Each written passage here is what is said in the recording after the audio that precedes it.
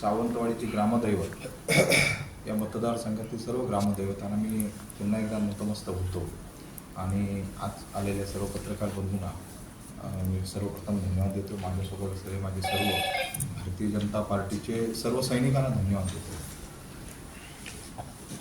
आजची ही पत्रकार परिषद खूप आनंदाचा दिवस आहे. भारतीय जनता पार्टी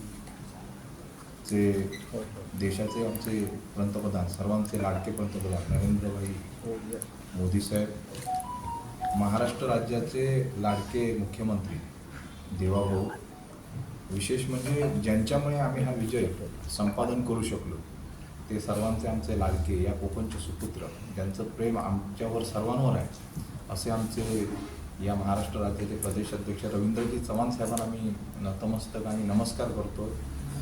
या जिल्ह्याचे पालकमंत्री साहेब असतील आणि माझ्या या कोकणातील सर्व जनतेला मी पुन्हा एकदा सावंतवाडीतील जनतेला, वेंगुर्ल्यातील जनतेला, कणकवली असेल किंवा मालवण असेल, सर्व जनतेला मी नतमस्तक होतोय. आजची ही पत्रकार परिषद एक विजयाची चांगली सुरुवात झालेली आहे. मागच्या वर्षी ह्या टाईमला ऑक्टोबर, नोव्हेंबर, डिसेंबरच्या दरम्यान विधानसभेचं इलेक्शन होतं. त्याच्यानंतर 1 वर्षाने पुन्हा एकदा नगरपालिकेच्या निमित्ताने आज एक इलेक्शन झालं, त्याचा रिझल्ट झाला. सर्वप्रथम मी धन्यवाद मानतो आमच्या महाराष्ट्र राज्याचे मुख्यमंत्री साहेबांचं, देवाभाऊंचं, आणि विशेष म्हणजे प्रदेश अध्यक्ष रवींद्रजी चव्हाण साहेबांचं. विशेष अभिनंदन का करतो तर प्रदेश अध्यक्ष चव्हाण साहेब झाल्यानंतर मला वाटतं 250पेक्षा 300पर्यंत आता रिझल्ट अजूनसुद्धा काही ठिकाणी चालू आहे. 300पर्यंत नगरपालिका महाराष्ट्रामध्ये चव्हाण साहेबांच्या नेतृत्वाखाली निवडून आलं. त्याबद्दल संपूर्ण कोकणी जनतेकडनं मी त्यांना धन्यवाद मानतोय, कारण हा मोठा विजय भारतीय जनता पार्टीचा झाला आहे. उद्धव बाळासाहेब ठाकरे किंवा काँग्रेस किंवा इतर सर्व पक्षांना मिळून 50 नगरपालिका मिळालेल्या आहेत. मला वाटतं 80%पेक्षाही जास्त मताधिक्य आणि नगरपालिकेचे नगराध्यक्ष आणि नगरसेवक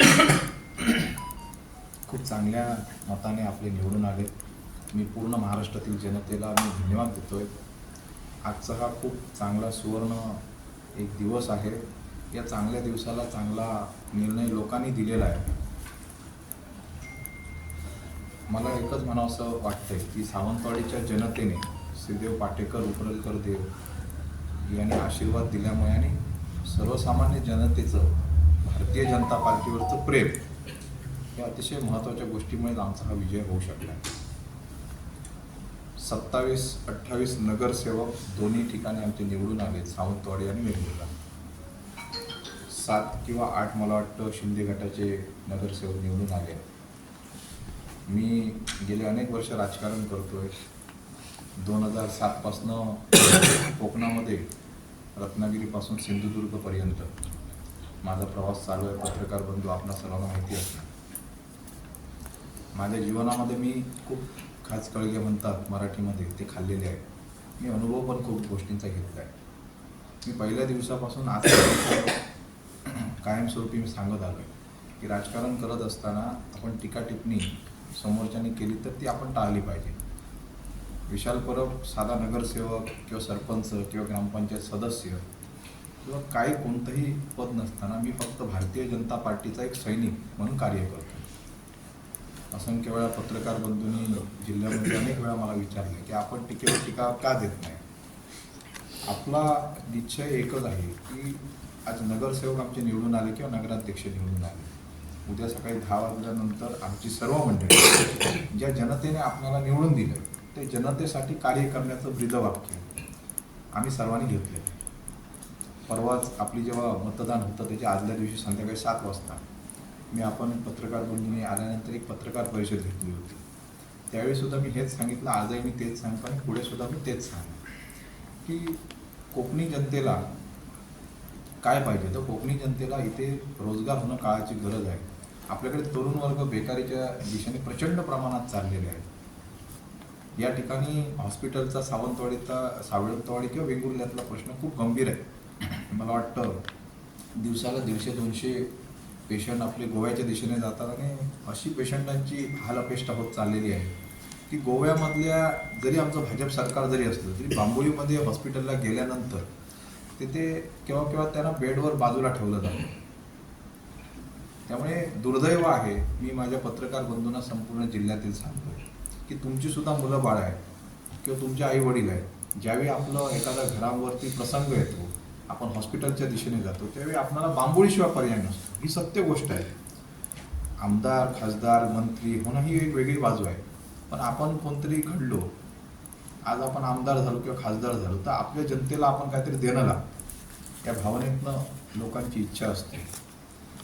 मी दीपक भाई केसरकर यांच्यावरती बिलकुल टीका करत नाही. पण त्या दिवशी मी म्हटलं की ते वडीलधारी आहेत, त्यांचं वय झालेलं आहे, त्यांनी तरुणांना संधी द्यावी. आपण ठीक आहे आशा करावी, पण त्या आशेला पण लिमिट असतं. मी काय आमदार किंवा खासदार होऊन मग मी काय करणार असं नाही. पण माझी एक इच्छाशक्ती आहे की आपल्या तरुणांना इथल्या रोजगार देण्यासाठी काही चांगले प्रकल्प आपण आणण्याचे प्रयत्न करू. आणि आज या ठिकाणी सावंतवाडीचे 1 वर्षापूर्वी काय होतं आणि 1 वर्षानंतर काय.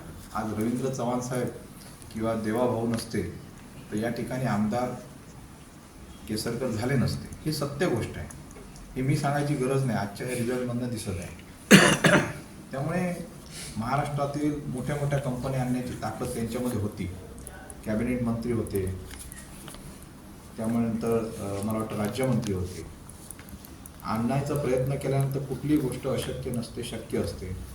सावंतवाडी हे गोव्याला लागून असलेला एक प्रदेश आहे. आपल्या सावंतवाडी किंवा वेंगुर्ल्यामध्ये एकतरी प्रकल्प 20 वर्षात झाला आहे का? ठीक आहे, प्रकल्प नाही झाला ठीक आहे, परंतु आणण्याचा प्रयत्न पण होत नाही आहे. त्यामुळे मला असं सांगावं असं वाटतंय की मी त्यांच्यावर टीका न करता त्यांच्या साथीला हातीला हात देऊन आम्ही महायुतीतील सर्व मंडळी आहोत. रत्नागिरीमध्ये सुद्धा महायुतीचं सरकार आलं आहे. 36 आमचे नगरसेवक आले, रायगडमध्ये आले, महायुतीचं सरकार आलेलं आहे आणि आम्ही खूप आनंदी आहोत. पण विशेष सावंतवाडी किंवा सिंधुदुर्गामध्ये फक्त महायुती झाली नाही. अनेक वेळा असंख्य वेळा प्रश्न विचारले गेले की महायुती का होत नाही. कारण महायुतीचाच वापर करून घेऊन इथे स्थानिक आमदार निवडून आले. ह्याच्यापूर्वीसुद्धा फक्त भारतीय जनता पार्टीचा वापर करून घेण्यात आला. हे मी वारंवार सांगत होतो. पण त्यावेळीची परिस्थिती अशी होती की आम्हाला देवाभाऊंना मुख्यमंत्री करायचं होतं. कुठेतरी माझ्याकडनं पण एखादी चूक झाली असेल, परंतु रवींद्र चव्हाण साहेबांचा शब्द मी माझ्याकडनं त्यावेळी पाळला गेला नाही. परंतु 35,000 मतं ही आज भारतीय जनता पार्टीची आहे. त्याच्याबरोबर आज जर भविष्यातील जे इलेक्शन आज जर लागलं असतं तर 1,20,000च्या आसपास भारतीय जनता पार्टीचं 1,70,000 पैकी मतदान हे भारतीय जनता पार्टीचंच असणार आहे. वेंगुर्ल्यामध्ये 20 किंवा 21 पैकी 17 नगरसेवक हे भारतीय जनता पार्टीचे निवडून आलेले आहेत.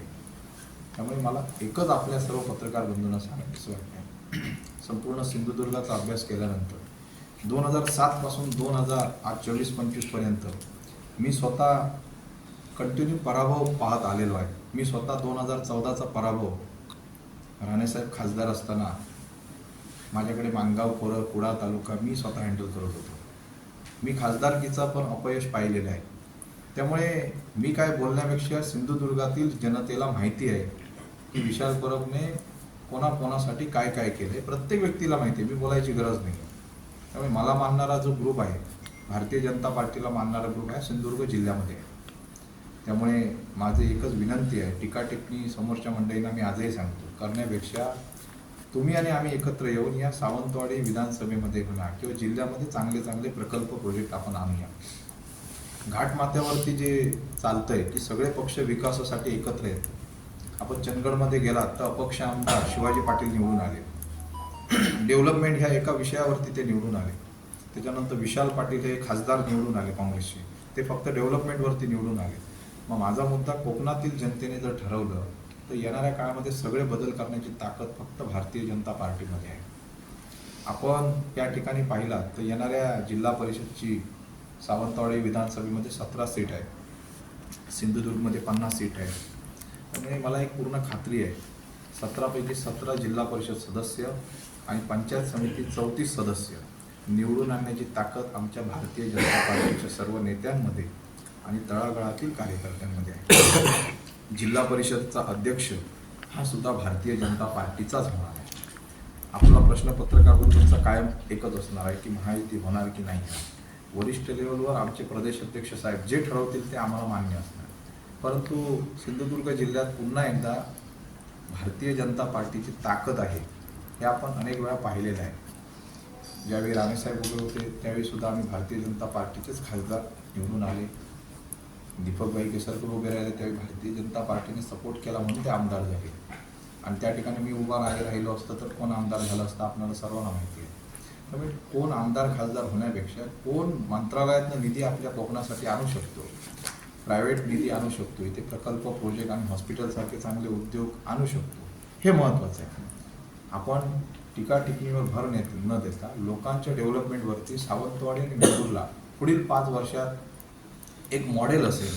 आमचा कोणताही नगरसेवक हा चुकीचं काम करणार नाही याची पूर्ण जबाबदारी मी, माझे पक्ष, आमचे प्रदेश अध्यक्ष साहेब, आमची सर्व जुनी जाणती मंडळी आहे ती सर्व मंडळी आम्ही घेणार आहोत. त्यामुळे आपल्या पत्रकार बंधूंना मी आजचा सल्ला आणि त्यांचा सल्ला मला पण ऐकायचा आहे, कारण त्यांचे असंख्य प्रश्न इलेक्शनच्या पिरियडमध्ये मला होते. त्यांनी कोणताही प्रश्न आज मला विचारावा त्या प्रत्येक प्रश्नाचं उत्तर हे माझ्याकडनं देण्यात येईल.